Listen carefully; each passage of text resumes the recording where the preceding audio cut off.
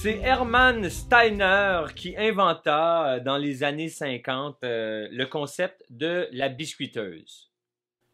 En installant une lame sur une rectifieuse, sur un grinder,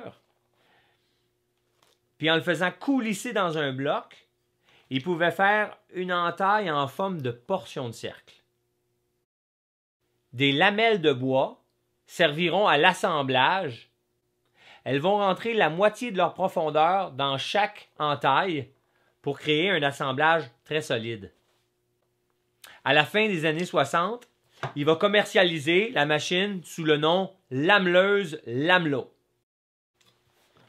La biscuiteuse nous permet de faire des assemblages, mais idéal dans certains types de matériaux. Les matériaux en feuilles se prêtent très bien à ça. Puis c'est les matériaux qui se prêtent le mieux à ça, c'est les matériaux qui sont autour de 3/4 de pouce d'épaisseur. Quoi qu'on peut usiner dans du plus mince ou dans du bois massif, dans même toutes sortes d'épaisseurs. Autour de 3/4 de pouce, des matériaux en feuilles, des contreplaqués, des agglomérés pour monter des caissons, c'est idéal. Alors, la biscuiteuse, ben, c'est pas vraiment compliqué. Ça coulisse comme ça et ça expose la petite lame pour lui permettre de venir faire des entailles par rapport à bon, la surface ici, là où on va s'accoter, qui devient une surface de référence. Puis aussi, le dessous est une surface de référence. La semelle, on s'en sert beaucoup. Puis, on va retrouver aussi un guide mobile, mais fixe, qui lui aussi nous procure une surface de référence ici. Et on va voir que la lame, elle va sortir vraiment au centre, entre la semelle et la surface du dessous du petit guide mobile.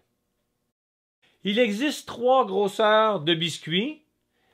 Ils vont être identifiés comme les plus petits étant les 0, les moyens les 10 et les plus gros les 20.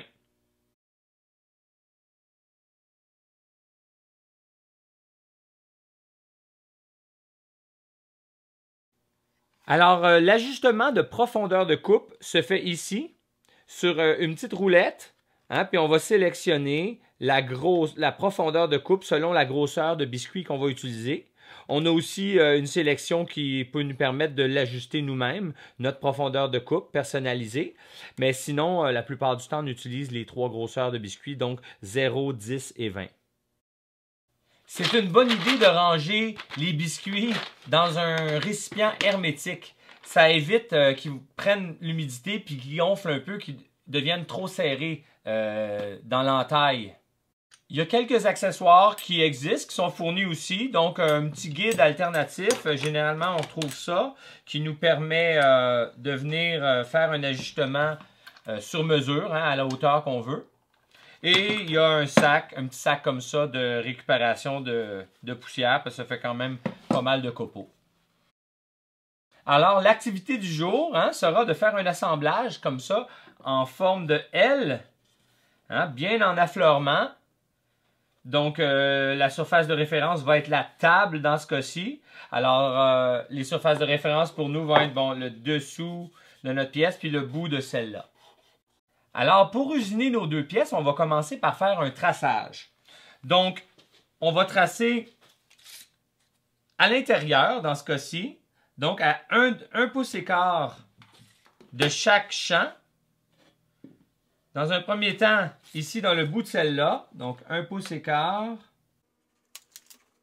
1 pouce et quart. Et l'autre, on va venir reporter nos petites lignes sur l'autre. Alors, le premier usinage qu'on va faire, ça va être à plat sur la table, dans le bout de la pièce qui va être à l'horizontale. Donc, l'usinage va se faire dans son bout. Et dans la pièce qui devrait être à la verticale, eh bien, l'usinage va se faire quelque part ici dans la face. Pour commencer, on serre correctement notre pièce sur l'établi. Puis on va usiner en alignant nos traçages avec le centre, hein, qui est indiqué toujours dans le haut de la semelle là, le centre d'usinage.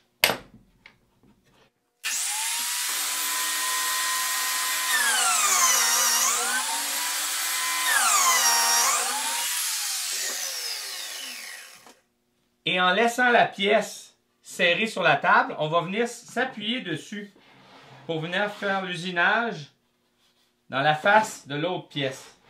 Encore une fois, selon les traçages.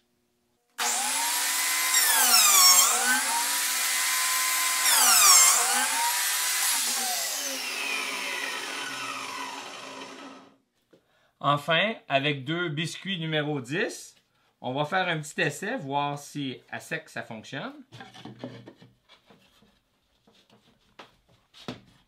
C'est le fun. Fait un bel assemblage, bien serré. Il reste juste à mettre de la colle. Mettre sous serre, une petite demi-heure, puis ça fait un assemblage très très solide.